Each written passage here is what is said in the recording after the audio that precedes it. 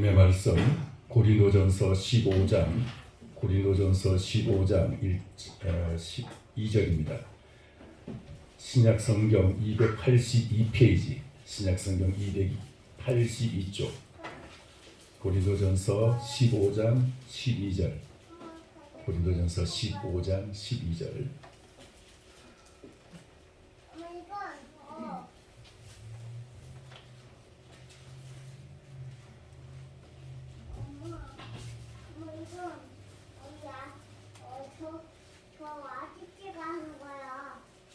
고린도전서 15장 12절 찾으신 줄 알고 교독하도록 하겠습니다.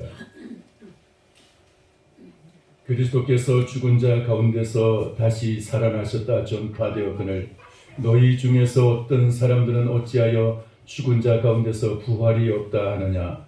만일 죽은 자의 부활이 없으면 그리스도도 다시 살아나지 못하셨으리라. 그리스도께서 만일 다시 살아나지 못하셨으면 우리가 전파하는 것도 헛것이요 또 너희 믿음도 헛것이며 또 우리가 하나님의 거짓 증인으로 발견되니 우리가 하나님이 그리스도를 다시 살리셨다고 증언하였습니다. 만일 죽은 자가 다시 살아나는 일이 없으면 하나님이 그리스도를 다시 살리지 아니하였습니다. 만일 죽은 자가 다시 살아나는 일이 없으면 그리스도도 다시 살아나신 일이 없었을 터이요. 그리스도께서 다시 살아나신 일이 없으면 너희의 믿음도 헛되고 너희가 여전히 죄 가운데 있을 것이요. 또한 그리스도 안에서 잠자는 자도 망하였으리니 만일 그리스도 안에서 우리가 바라는 것이 다만 이 세상의 상분이면 모든 사람 가운데 우리가 더욱 불쌍한 자이리라. 20절 같이 읽겠습니다. 그러나 이제 그리스도께서 죽은 자 가운데서 다시 살아나사 잠자는 자들의 첫 열매가 되셨도다. 아멘. 할렐루야. 아멘. 예수 그리스도께서 2000년 전에 죽음의 자리에서 무덤에서 부활하신 그 영이 여러분 가운데 함께 하셔서 그 영이 여러분에게 덮어주시고 충만하게 하셔서 예수님의 부활이 여러분의 부활이 되기를 축원합니다. 로마서 8장 11절의 말씀에 예수를 죽은 자 가운데서 살리신 이의 영이 너희 안에 거하시면 그리스도 예수를 죽은 자 가운데서 살리시니가 너희 안에 거하시는 그의 영으로 말미암아 너희 죽을 몸도 살리시리라. 그러니까 그리스도 예수가 죽음에서 부활하신 것을 믿으면은 그 믿음의 줄을 통해서 믿음의 통로를 통해서 그리스도를 부활하신 그 능력이 우리에게 임하시는 거예요. 부활하신 그리스도를 부활케 하신 그 성령이 우리에게 역사하시는 거예요. 그리스도의 부활이 여러분의 부활이 되기를 축원합니다. 그래서 믿는 자에게 그렇게 역사하는 거예요. 예수님의 동정녀 탄생을 믿는 자에게는 예수님의 그 동정녀 탄생을 믿는 그 믿음의 줄을 통해서 예수님을 그 처녀 마리아에게서 잉태하시는 것처럼 우리 안에 예수님의 생명이 잉태되시고 우리 속에서 예수님이 이제 새로운 영으로 예수님의 영으로 성장하셔요. 할렐루야. 그와 같이 부활도 마찬가지 원리입니다. 예수 그리스도가 죽음에서 부활하신 것을 믿는 자에게 그 믿음은 정말 놀라운 축복이고 영광인 것입니다. 예수 그리스도의 부활을 믿는 것이야말로 이 지구상에서 가장 복된 믿음인 것입니다. 여러분 만약에 기독교의 부활이 없다면 여러분 그 이슬람의 그 열심에 비해서 우리는 사실 별거 없어요. 우리가 낳은 것이 아무것도 없어요. 부활이 없다면. 만약에 우리의 그리스도의 부활이 없고 기독교의 부활이 없다면은 불교의 그 경건과 그들의 윤리와 그들의 도덕성에 우리는 따라갈 수가 없을 거예요. 예수 그리스도의 부활이 있으므로 이 기독교는 종교가 아닌 우리 모든 인류의 구원 진짜 참 구원의 진리이신 줄을 믿습니다. 할렐루야. 인간을 창조하실 때 인간이 죽는 운명으로 창조하지 않으셨습니다. 하나님이 인생을 창조하실 때는 죽지 않는 영생하는 존재로 하나님이 창조하셨어요. 그런데 영생하는 이 인생이 왜 죽음이 찾아오느냐? 그것은 바로 로마서 3장 23절의 말씀같이 6장 23절의 말씀같이 죄의 값은 사망이요 죄의 싹스로 말미암아 죄값으로 말미암아 죽음이 오게 된 것입니다. 사람에게 죄로 인해서 죽음이 와서 그래서 이 죄로 인해서 인간에게서는 이 죽음의 고통 속에서 죽음 때문에 인간은 이 땅에서 모든 삶이 제한되고 죽음의 두려움과 그 공포 속에서 인간은 제한된 삶을 살아가게 되는 것입니다. 여러분이 지구생에서 어떤 승리와 어떤 성공이 있더라도 죽음을 이기는 승리보다 더 큰 것은 없어요. 아무리 인간이 승리하고 성공하고 출세하고 대단한 일을 행하고 영웅의 칭호를 받고 아무리 존경을 받아도 죽음은 그 모든 것을 다 썰어가 버리고 죽음 앞에서는 다 인간은 초라하고 비참합니다.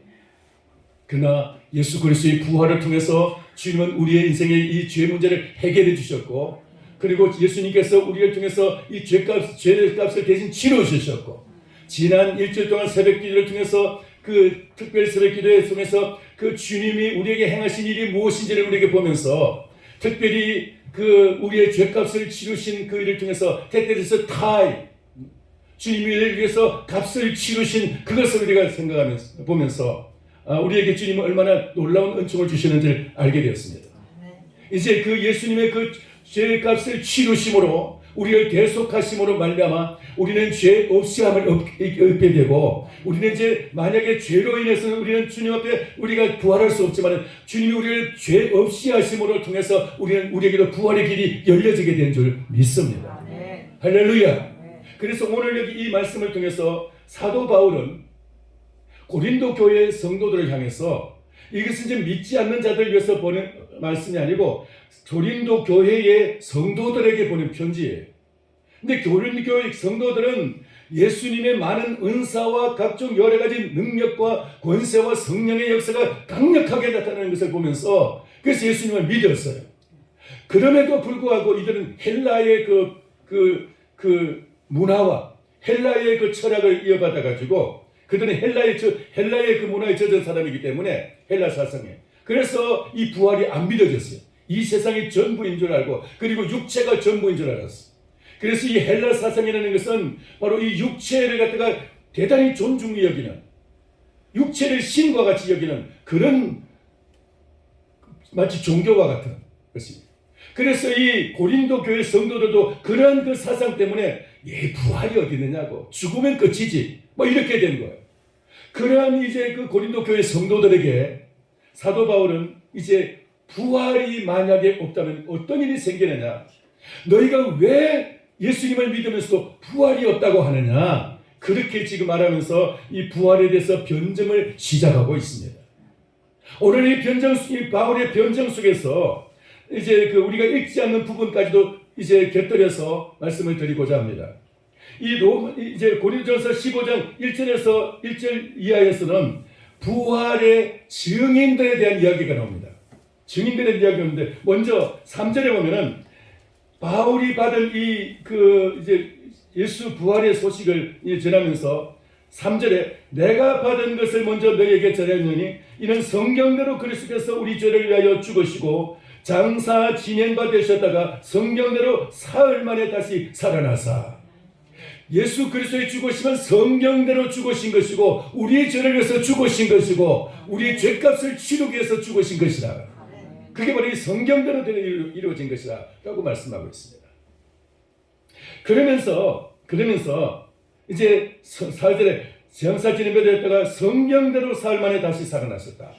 성경에 예언된 대로 다시 살아나셨다고 말씀합니다.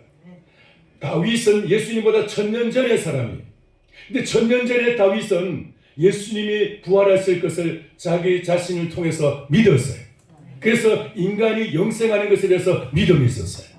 뿐만 아니라 요업은 그 많은 그 고난 속에서 그는 내가 이 육체 밖에서 내가 주를 보리라고 그렇게 이제 하나님을 찬양하고 있습니다.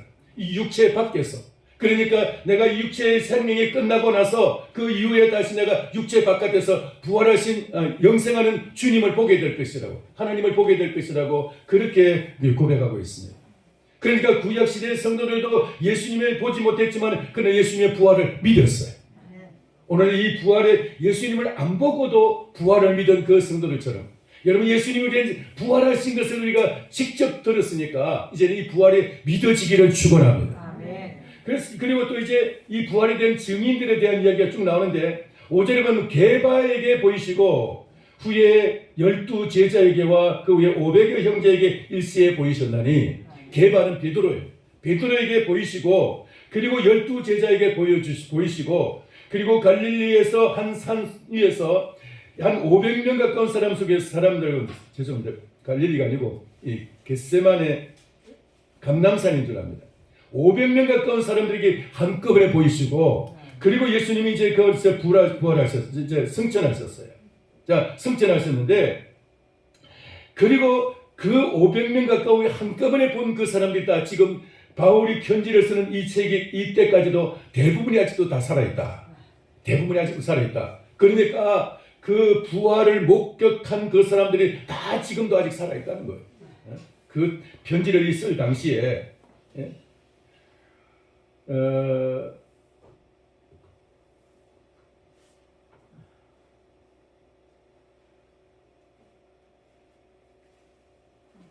6절에 그 후에 500여 형제 일시에 보이시나니 그 중에 지금까지 대다수는 살아있고 어떤 사람은 잠들었으며 어떤 사람은 죽었으며 그러지 않냐고 잠들었으며 왜 그랬습니까? 그것은 이건 이제 다시 깨어날 날을 부활이 있는 것을 알기 때문에 부활에 대한 믿음 때문에 잠들었으며 그랬습니다. 여러분 우리는 매일같이 우리는 부활을 연습하는 것을 여러분 아십니까? 아멘. 매일같이 우리는 오늘 아침에도 우리는 부활을 연습했어요. 여러분 일어나면서 그냥 일어나지 마시고 오늘도 주님이 나에게 부활을 연습하게 하셨다고 믿으시기 바랍니다. 주님은 우리에게 매일같이 이런 것을 경험하셨어요. 그래서 잠들었으며 그 다음에 만삭 7, 8절에 보면 맨 나중에 만삭되지 못하여 난 자 같은 내게도 보이시느니라.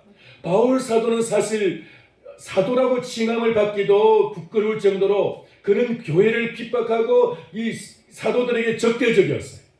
특별히 부활에 대해서는 가장 싫어하는 그런 소식이었어요. 그러나 그가 다메섹으로 예수 믿는 사람 잡으러 가다가 예수님을 부활하신 예수님을 만나고 그리고는 이제 그는 예수님의 사도가 예수님의 종이 되어서 그리스도를 위해서 헌신하게 된 줄 믿습니다. 할렐루야. 그러니까 그 사도 바울은 바로 그렇게 이제 자기를 얘기하는 거예요. 자기를 맨 나중에 만삭되지 못하여 난 자 같은 내게도 보이시느니라. 나는 사도 중에 가장 작은 자라 나는 하나님의 교회를 박해하였으므로 사도로 칭함을 받기를 감당하지 못할 자니라. 그러나 내가 나 된 것은 하나님의 은혜로 된 것이니. 자, 그 다음에 이제 생략을 하고 이와 같이 부활에 대한 증인들이 아직도 시퍼렇게 살아있다.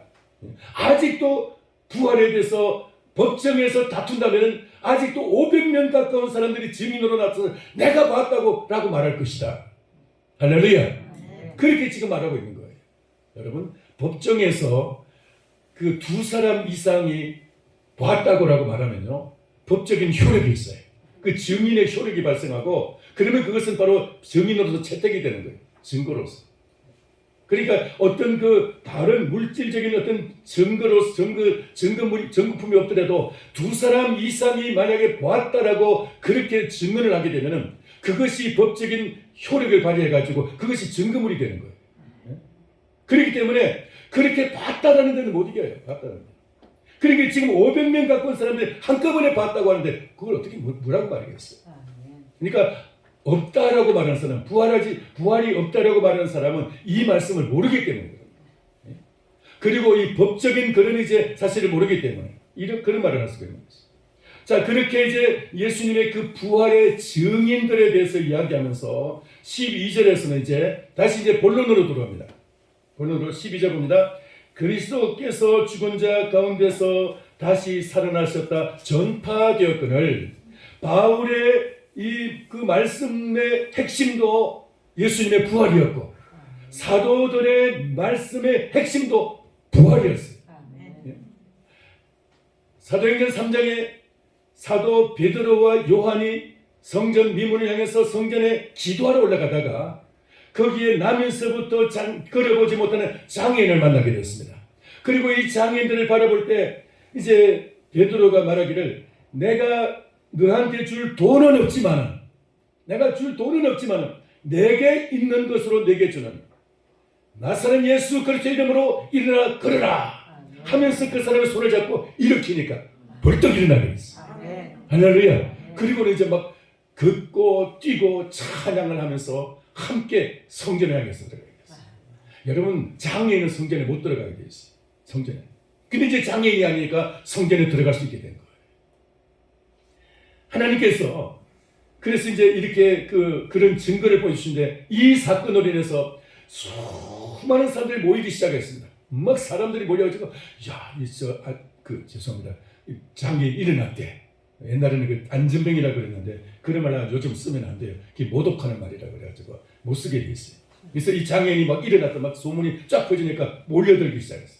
그래서 모인 사람들을 향해서 베드로가 외치기를 너희들이 십자가에 못 박혀 죽긴 예수 그리스도를 하나님께서 다시 살리셨던지 내가 그 이름을 의지해서 이 사람이 일어난 것이라고. 할렐루야. 이 사람이 저절로 일어난 것이 아니고 내가 능력이 있어 일어난 것이 일으킨 것이 아니고 너희들이 죽인 그 예수를 하나님이 다시 살리셨는데 그 예수의 이름이 이 사람을 일으킨 것이라고. 예수 이름이. 지난주일 여러분 주보에 여러분 보셨습니까? 마패 보셨습니까? 예수 이름이 마패예요. 할렐루야. 예수 이름이 마패. 마패를 들면서 아멘에서 죽도요 아멘 그냥 막 그 사람들이 벌벌 떨고 그리고 이제 군사들이 이제 준비된 군사들이 와 몰려가지고 탐관 오리들 막 쳐부시는 것처럼 예수 이름은 그런 권세가 있는 줄 믿습니다.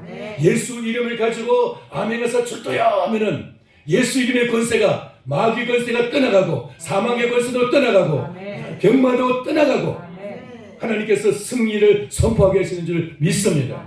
예수 이름은 권세예요. 예수님. 왜 그런 일이 생겼습니까? 그것은 예수님이 부활하셨기 때문에 부활의 권세인 줄 믿습니다.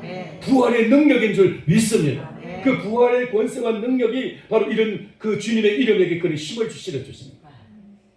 그 주님이 어떻게 부활하시는데 여기 이제 다시 봅니다. 12절 그리스도께서 죽은 자 가운데서 다시 살아나시다 전파되었거늘 너희 중에서 어떤 사람들은 어찌하여 죽은 자 가운데서 부활이 없다 하느냐. 그러니까 다 그런 건 아니고 일부 이제 성도들 중에서 죽으면 끝이지 뭐 하면서 부활이 어디 있어 어떻게 죽은 사람이 어떻게 살아나 하면서 이제 말하는 사람이 있는 거예요.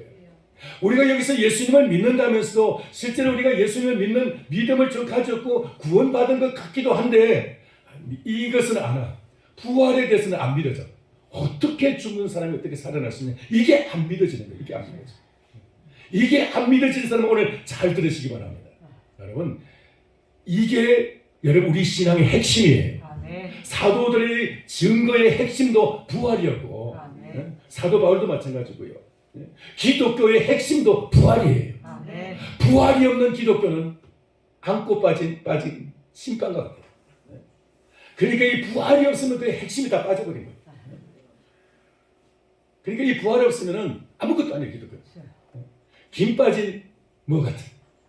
하여튼 기독교는 하여튼 이 부활이 이 기독교를 기독교 되게 하는 줄 믿습니다. 부활이 믿어지시기를 축원합니다. 부활이 안 믿어지는 것이야말로 정말 참 기독교인 성도의 가장 큰 참 불행이에요. 불행. 성도가 예수님을 믿는다는 것은 정말 큰 은혜이지만은 부활이 안 믿어진다는 것이 얼마나 큰 불행인지 몰라요. 지금 전 세계적으로 아주 참 그 신학 대학 중에서 정말 유명한 대학들이 미국의 유명한 대학들이 신학교가 있는데 그 신학교들이 부활을 안 믿어요. 하버드 부활을 안 믿어요. 예수님의 동정녀 탄생 안 믿어요. 그게 안 믿는 거예요. 그러니까 기독교가 아닌 거예요. 여러분 이 부활이 믿어지기를 축원합니다. 이게 부활을 안 믿으니까 어떤 그 사람이 거기서 신학을 공부를 좀 해놓고는 그냥 와가지고는 그냥 계속 막 그래서 기독교 집안에서 탄생했고 세례도 받아놓고는 그냥 예수 안 믿고는 그냥 막 죽이 돼가지고 이제 막 딴소리하고 막 어거지 소리하면서 그런 사람이 있죠. 그 뭐라 그래요? 누구 이름이 뭐라 그러더라? 예? 예, 여러분이 아마 아실 겁니다. 그 머리 빡빡 깎고 나와 데려와서 막그 사람 있죠. 돌 같은 생긴 사람. 예. 하여튼 예수 그리스도의 부활을 여러분 너희 중에서 어떤 사람이 어찌하여 죽은 자 가운데서 부활이 없다 하느냐. 그러면서 지금 이제 13절 만일 죽은 자의 부활이 없으면 이것이 이제 우리의 설교 제목입니다. 죽은 자의 부활이 없다면 어떤 현상이 생기느냐? 그리스도도 다시 살아나지 못하셨으리라. 죽은 자의 부활이 없던 예수님은 다시 살지 못했을 것이고, 예수님이 다시 살지 않으셨다면은 그러면은 기독교는 다 진짜 아무것도 아닌 거예요. 예수님이 살시잖아요. 예수님이 여러분 십자가에 가시기 전에도 제자들과 뿔뿔이 흩어지고 도망치고 그냥 그래서 이제 그 십자가까지 따라간 제자가 겨우 한두 명밖에 없는데, 그런데 예수님의 부활이 없었다면 그걸로 끝인 거예요. 다 끝이거든요. 다 끝나는 거예요. 그런데 예수님이 부활하셔서 그 다음에 제자들에게 또 하나하나 불러 모으고 그들을 세우고 그들 주님께서 다시 그들을 무장시키신 줄 믿습니다. 그러니까 부활이 없다면, 예수님의 부활이 없다면 예수님 다시 살지 못했을 것이다. 그리스도 다시 살지 못했을 것이다. 이 지금 13절 말씀, 부활이 없다면, 다시 말해서 예수 그리스도, 그러니까 모든 인생의 부활이 없다면 예수님 살지 못했을 것이다. 여러분 보세요. 이 무슨 말이냐면은, 다시 얘기하자면은 하나님이 천지를 창조하시고 인간을 창조하실 때 하나님은 처음부터 죽음을 가진 존재로, 죽는 운명을 가진 존재로 인간을 창조하지 않았어요. 하나님이 처음 창조하실 때 아담과 하와는 죽음이 없는 존재로 창조가 되었어요. 그들은 마치 신과 같은 존재였어요. 하나님의 형상을 가진, 신의 형상을 가진, 죽음이 없는, 만약에 죽는 존재라면 신의 형상이 아닌 거예요. 그는 신의 형상이 있다는 것은 바로 죽음이 없는 존재로 창조가 되었어요. 그런데 아담과 하와가 하나님을 거역하고 하나님의 말씀을 깨뜨리고 말씀을 버리고 죄를 지음으로 말미암아 그때부터 에덴 동산에서 쫓겨나게 되고 죽음이 오게 된 거예요. 그러니까 이제 죽음은 하나님이 창조하실 때부터 있던 것이 아니고 그 후에 사람이 하나님을 떠나면서부터 이 죽음이 오게 된 거예요. 죽음이. 예수 그리스도께서는 한 번 십자가에서 버림받으신 적이 있었지만 그럼에도 예수님은 아버지와 하나였고 영원히 하나였어요. 예수님은 아버지를 사실 십자가에서 한 번 버림받으신 적이 있지만 그는 예수님의 마음으로는 떠나신 적이 없어요. 예수님은 항상 아버지와 하나였어요.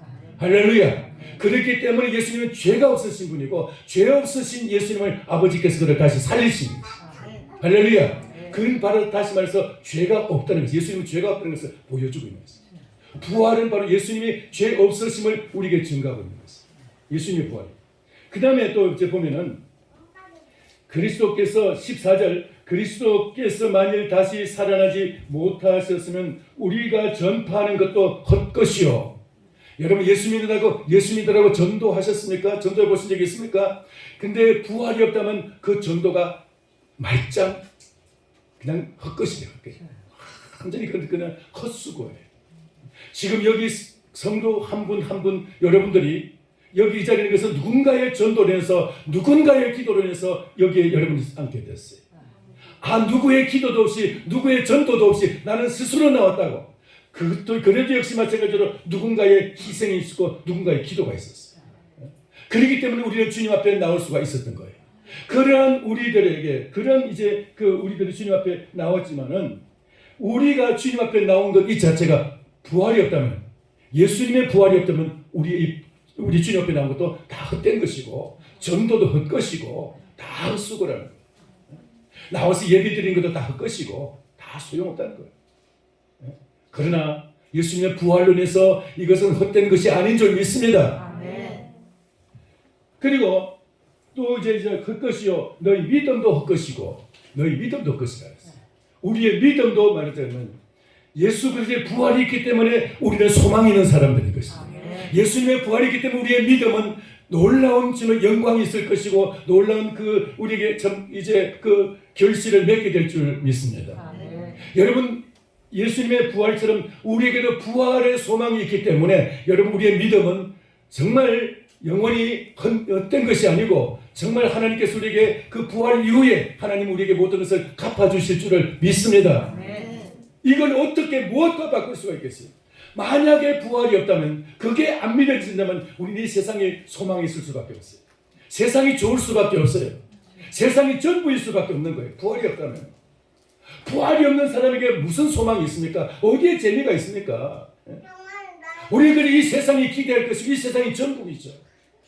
그렇다면 세상에다가 막 그 모든 것을 얻기 위해서, 명예를 얻기 위해서, 재물을 얻기 위해서, 무언가를 얻기 위해서 여러분 얼마나 거기에 몰두하고 다른 사람을 희생시켜서라도 거짓말을 해서라도 죄를 지어서라도 뭔가 이제 이 세상을 얻으려고 노력하겠죠. 부활이 없다면 그렇게 되는 거예요. 그러나 부활이 있다면 그럴 필요가 없어요. 이 세상에서 가져도 좋지만 안 가져도 여러분 영원히 우리는 주님 안에서 영광을 누리게 될 것입니다. 이 땅이 우리의 전부가 아닌 것이, 이 땅은 다만 우리는 마치 훈련생과 같고 연습생과 같은 것이, 훈련소에서 군인이 훈련받으면서 얼마나 피땀을 흘리지만 그것이 그의 군대 생활 전부가 아니에요. 그는 그 다음에 있을 이제 그 군대 생활을 위해서 준비하는 과정이에요. 훈련소. 제가 이제 그 6주 동안 훈련을 받았는데 하루하루가 영원 같더군요. 영원 같아요. 벌써 그게 참 죄송합니다. 한 50년 가까운 세월이 지났는데요. 하루가 영원 같아요. 한 시간이 영원 같아요. 영원한 거예요. 그만큼 시간이 안 가요. 매 시간이 안 가는 거예요. 너무너무 더디게 가요. 힘들고 자유스럽게 생활하고 자기 하고 싶은 대로 하다가 얽매인 상황 속에서 훈련을 받는 것이 그 힘들고 땀 흘리면서 막 그 고달프게 훈련 받는 것이 PRI라는 그 훈련이 있는데, 그래서 이제 총을 쏘기 위해서 먼저 이제 그 총쏘는 연습하는 거예요. 총쏘는 연습을 이제 PRI라고 해요. 근데 이 총쏘는 연습하는데 뭐냐면은 PRI가 뭐냐? 피가 나고 R이고 피가 나고 피가 나고 R이고 하여튼 그래. 하여튼 그렇게 좀 하여튼 피가 나고 R일 만큼 그렇게 이제 고통스러운 시간을 보냈는데, 근데 그것이 전부가 아니었어요. 그 훈련소 생활을 끝내고 나서 자대 가니까 훨씬 더 쉬워졌고 적응할 만했고, 그리고 이제 훈련소에 비해서는 훨씬 더 모든 것이 다 정상적으로 돌아가고 당연한 것처럼 받아들일 수가 있게 되었어요. 우리는 이 세상은 여러분 천국의 훈련소라고 여러분 기억하시기 바랍니다. 우리의 삶 속에서 죄와 싸우고 세상과 싸우고 여러분 우리가 싸우더라도 불신앙과 싸우더라도 여러분 그것이 우리의 전부가 아니고, 이렇게 잘 싸운 사람은 천국에서 승리를 만끽할 것이고 그 승리에 대한 상급이 있을 것이고 거기에 영광이 있을 것입니다. 근데 이 세상에서 신앙생활에 태만하고 그냥 적당하게 양다리 걸치고 그리고 이제 적당하게 세상을 즐기고 그렇게 되면 천국 가서 영원히 후회하게 됩니다. 조금 더 열심히 할 걸, 조금 더 잘할 걸, 조금만 더 잘했으면 좋았을 걸. 여러분 영원히 후회하지 마시고 지금 조금 힘들더라도 참으시고 인내하시면서 여러분 이 신앙생활에 열심히 하시기를 축원합니다. 부활이 없다면 모든 것이 다 헛것이지만, 부활이 없다면 이 세상이 전부이지만 우리는 부활이 있기 때문에 예수님의 부활이 우리도 부활해서 영생의 나라 하나님의 나라가 우리 것이 된 줄 믿기 때문에 그 나라를 위해서 여러분 살고 그 나라를 위해서 저축하고 그 나라를 위해서 여러분 열심히 투자하시기를 바랍니다. 그 나라를 위해서 살아야 됩니다. 이 세상 나라를 위해서 여러분 살지 마시고 그냥 지나가는 나라, 이거는 나그네 인생이고 이 지나가는 나라예요. 여기서 여러분 이것이 전부인 착각하지 마시고, 그것은 바로 우리가 부활이 없다고, 부활에 대한 믿음이 없기 때문입니다. 부활을 믿는 사람은 그 나라를 위해서 살아가는 거예요. 할렐루야. 그 나라를 위해서. 그러니까 여기 부활이 없다면 너희 믿음도 헛것이요 그랬어요. 너희 믿음도 헛것이요. 여러분의 믿음이 헛것입니까? 여러분이 신앙생활하니까 헛된 것입니까? 부활이 없다면 헛된 것이에요. 그러나 정말 그리스도가 부활하신 것이 사실이라면 우리도 부활할 것입니다. 왜냐하면 예수님 말씀하시는 나를 믿는 자는 죽어도 살겠고 살아서 나를 믿는 자는 영원히 죽지 않아야 합니다. 이것을 내가 믿느냐? 그러니까 예수님의 부활은 나와의 부활, 여러분의 부활인 줄 믿습니다. 그럼 우리의 믿음은 여러분 헛된 것이 아니에요. 헛된 것이 아니에요. 죽음은 끝이라고요. 그게 가장 어리석은 사람의 얘기고 가장 악한 사람의 얘기예요. 악한 사람의 얘기. 하나님이 우리에게 부활의 세계를 우리에게 보여주셨는데 샘플로 모델로서 예수님을 부활케 해주셨는데 너희도 그렇게 부활할 것이라고 주님 우리에게 말씀해 주고 계시는데 그게 안 믿어지는 것이 얼마나 헛된 것인지 우리 믿음이 부활 신앙에 여러분 무장되시기를 축원합니다. 참 그리고 보면은 15절에도 또 우리가 하나님의 거짓 증인으로 발견되느니 예수 믿는 것이 거짓말쟁이가 되는 것이고 예수 믿으라고 전도하는 것도 거짓말쟁이가 되는 것이에요. 왜? 이 기독교 그 복음의 핵심은 부활이기 때문에 부활이 바로 신앙의 우리 기독교 신앙의 꽃이기 때문에 근데 기독의 부활을 빼버리고 우리가 그게 안 믿어진다면은 그거 거짓말쟁이지 뭐. 그리고 17절 보시기 바랍니다. 그리고 이제 16절에도 보면은 만일 죽은 자 다시 살아나는 일이 없으면 그리스도도 다시 살아나신 일이 없었을 터이요. 그리스도께서 17절 그리스도께서 다시 살아나신 일이 없으면 너희의 믿음도 헛되고 좀 전에 말씀드렸죠. 너희 믿음도 헛되고 너희가 여전히 죄 가운데 있을 것이고 그러면 우리도 역시 부활이 안 믿어지면은 우리는 여전히 죄 가운데 있을 것이고 죄 사함이 없다는 거예요. 죄 사함. 부활이 안 믿어지면은 죄 사함이 없는 거예요. 여러분 예수 그리스도의 부활이 믿어집니까? 아멘. 믿어집니까? 아멘. 믿으시기를 바랍니다. 아멘. 만약에 지금 부활이 안 믿어진다면 여러분 정말 울면서 하나님께 기도하시기 바랍니다. 인생 헛사는 거예요. 헛사는 거예요. 헛믿는 거예요. 예수 그리스도의 부활이 나의 부활임을 믿어지시기를 축원합니다. 그게 믿어져야 우리가 믿는 것도 정말 참 은혜스러운 것이고 진정한 복이고 참 복이고 그리고 기독교가 진정한 참 생명의 종교가 되는 것이죠. 그리고 17절 다시 후반절에 보면은 너희가 여전히 죄 가운데 있을 것이요 18절 또한 그리스도 안에서 잠자는 자도 망하였으니 예수님을 믿고 죽은 사람들도 망하였으니 그 사람들도 결국은 만약 부활이 없다면 예수 믿고 죽은 사람들 다 망했다는 거예요. 그러나 부활이 있다면은 예수 믿고 돌아가신 분들 특별히 순교하신 분들 순교자들 절대로 헛된 것이 아닌 줄 믿습니다. 네. 할렐루야. 네. 여러분 지금부터 120년 전에 연도는 지금 생각이 안 납니다. 그 서울의 서대문 지나가지고 그 양화진이라는 곳이 있죠. 제2한강교 북단에 있죠. 그 양화진에 가면은 외국인 선교사 묘지가 있습니다. 선교사 묘지가 있는데 그 선교사 묘지에 가면은 루비 캔드릭이라는 여성 선교사 한 분이 이제 거기서 잠들어 계셔요.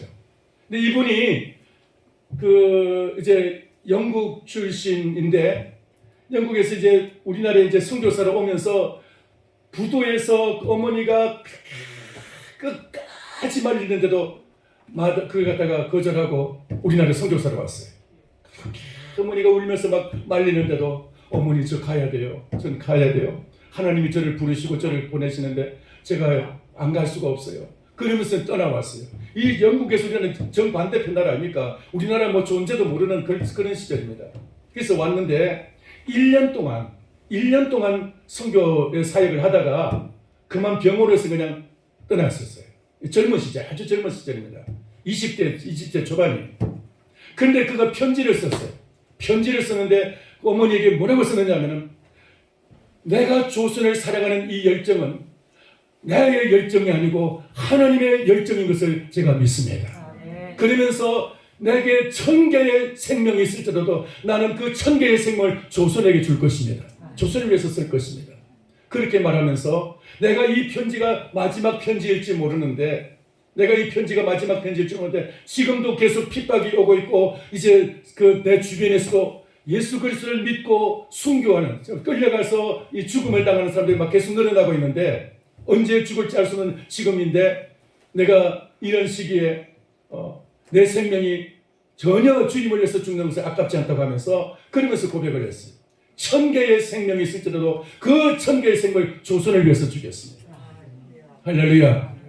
그러면서 텍사스에 있는 교회에다가 편지를 쓰면서 똑같은 말을 제가 썼는데, 텍사스의 젊은이들이 그 말을 듣고는 막 마음에 막 불이 일어났어요.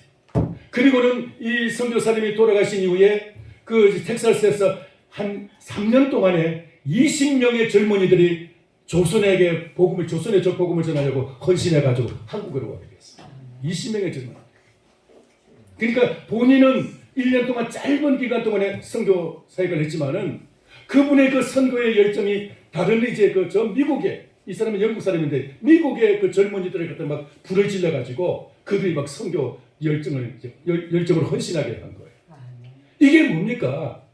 1년 동안 선교다 어떤 아가씨가 그냥 갑자기 순교를 했는데 이게 얼마나 헛된 것 같이 보입니까? 근데 헛된 것이 아닌 거예요. 부활이 있다면 그것은 정말 영광스러운 일인 것이에요. 할렐루야. 부활이 없다면 얼마나 허무한 일입니까? 예일대학교의 수석 졸업자였던 짐 엘리어트라는 분이 있었습니다. 이 사람은 그 정말 아주 그 주변 사람들이 아주 이 사람에 대한 기대를 가지고 있었고, 큰 교회에서 이 사람을 담임 목사로 청빙할 정도로 그렇게 아주 막 사람들에게 막 기대를 걸고 있었습니다. 굉장히 똑똑하고 신앙이 열정이 뛰어난 사람이었습니다. 근데 이 사람이 저 남미 에콰도르라는 곳에 그 사람들을 죽이는 잡아먹는 사람, 먹는 것은 아니고 식인종은 아니고 사람들 갖다 그렇게 외부의 사람들 갖다 잘 죽이는 거예요. 그냥 외부의 사람들은 무조건 죽이는 거예요. 무조건 죽이는 그런 이제 종족이 있는데 그 종족들에게 선교로 들어갔어요. 거기는 선교사가 들어가면 그냥 막 죽는 거예요. 그냥. 거기 들어가지고 이제 그 동료들 4명과 함께 5명이 들어가가지고 선교 펼치다가 그만 다 창에 찔려서 죽고 말았어요. 그때 총도 다 있었는데 총을 한 번도 쓰지 않았다 합니다. 왜? 우리가 이 총을 쏘면 이들의 복음은 다 막히게 된다. 그래가지고 총을 안 쏘고 그대로 다 그 창에 찔려서 다 죽었어요. 근데 몇 년 후에 그 부인들이 간호사 훈련을 받아가지고 그 부족에게 다시 들어갑니다. 그래가지고 부족에게 들어가지고 이제 복음을 전하다가 6년이 지나서 7년째 이제 안식년이 돼가지고 떠나게 되는데 그 부족이 이제 다 예수님 믿게 됐어요. 그리고 아니 아직까지는 안 믿었습니다. 아직까지 안 믿고 이제 그 친하게 지내게 되는데 여자들은 안 죽인대요 또. 그래서 이제 부족 추장이 이제 잔치를 베풀고 이 사람 떠나니까 잔치를 베풀고 물었습니다. 선교사님 도대체 왜 여기 우리를 이렇게 사랑하고 우리를 위해서 도와주려고 이렇게 애쓰고 있습니까? 하고 물었어요. 그러니까 이 짐 엘리어트의 그 부인이 하는 말이, 나는 당신들이 이제 몇 년 전에 죽인 그 짐 엘리어트의 아내인데 하나님께서 당신들을 사랑하시기 때문에 내 남편을 여기 보내셨고, 그리고 당신들을 사랑한 그 내 남편의 그 복음을 내가 당신들에게 전하기 위해서 내가 여기 왔노라고. 그러면서 이제 그들에게 그 이야기를 하고 이제 떠날 준비를 하는데, 그때서야 이 추장이 그 이야기를 듣고는, 우리는 당신의 남편을 죽이는데 당신은 우리에게 와가지고 또 그 복음을 전해. 도대체 그 복음이 뭐냐고, 그 하나님이 도대체 어떤 분이냐고, 우리가 그걸 믿겠다고. 그래서 그 부족이 다 예수 믿게 됐어요. 할렐루야. 그게 창끝이라는 제목으로 영화가 되어 나왔습니다. 여러분, 그래서 이제 이 짐 엘리어트가 죽고 났을 때 사람들이 굉장히 비난했습니다. 이 정말 총망받는 이 젊은이가, 이렇게 우수한 젊은이가 그렇게 허무하게 죽는 것이 얼마나 이게 헛된 일이냐고, 얼마나 이게 낭비냐고, 인력의 낭비냐고 비난했을 때 그 아내가 그런 말을 했어요. 이것은 인력의 낭비가 아니고 가장 영광스러운 일을 위해서 헌신한 것입니다. 부활이 있기 때문에. 그래서 그 남편의 일기장을 이제 공개를 하면서, 남편이 대학 시절에 내가 내 인생에서 가장 의미 있고 내 인생을 가장 가치 있게, 내 인생을 가장 최고의 가치를 나타낼 수 있는 그 삶이 어떤 것일까를 계속 이제 쓰다가 선교사로 나가기로 한 거예요. 그리고 거기서 순교를 한 거예요. 왜? 부활이 있는 것을 알기 때문에 거기서 아낌없이 그냥 순교를 당합니다. 할렐루야. 만약에 부활이 없다면 이 짐 엘리어트는 얼마나 어리석은 사람입니까? 부활이 있음으로 말미암아 그는 가장 영광스러운 삶을 살았고 영광스러운 선택을 했고 영광스럽게 죽어간 줄 믿습니다. 하나님이 그를 얼마나 기뻐하시고 하나님께서 그를 얼마나 정말 영광스럽게 세웠을까요? 부활은 여러분 우리에게 미래의 하늘나라의 영광을 약속하고 있습니다. 이것이 믿어지시기를 바랍니다. 여러분 육신의 삶, 이 세상의 전부라고 착각하고 살아가지 마십시오. 여기 그러니까 부활이 만약에 없다면은 이렇게 참 헛된 것이다 이 말이죠. 우리가 바라는 것이 다만 19절 만일 그리스도 안에서 우리가 바라는 것이 다만 이 세상의 삶뿐이면 모든 사람 가운데 우리가 더 불쌍한 자리라. 만약에 예수님을 믿는다면서도 세상만이 우리의 전부라면은 세상의 영광, 세상의 명예, 세상의 부귀 이것을 우리가 바라는 것이 전부라면은 얼마나 불쌍한 사람이냐라는 거예요. 얼마나 하나님은 우리를 위해서 더 정말 대단한 것을 우리를 위해서 준비해 놓고 계시는데 하나님이 준비하여 있어서 어마어마하게 정말 큰 영광스러운 저 미래를 준비해 놓고 계시는데 그게 안 믿어지고 안 보이고 그냥 세상만 보인다면 불쌍한 자인 거예요. 불쌍한 자.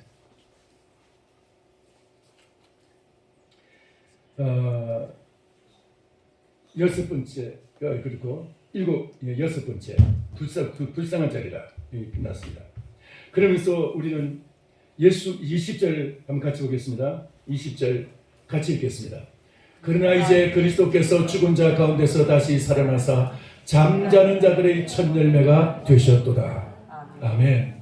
잠자는 자들의 첫 열매가 되셨도다.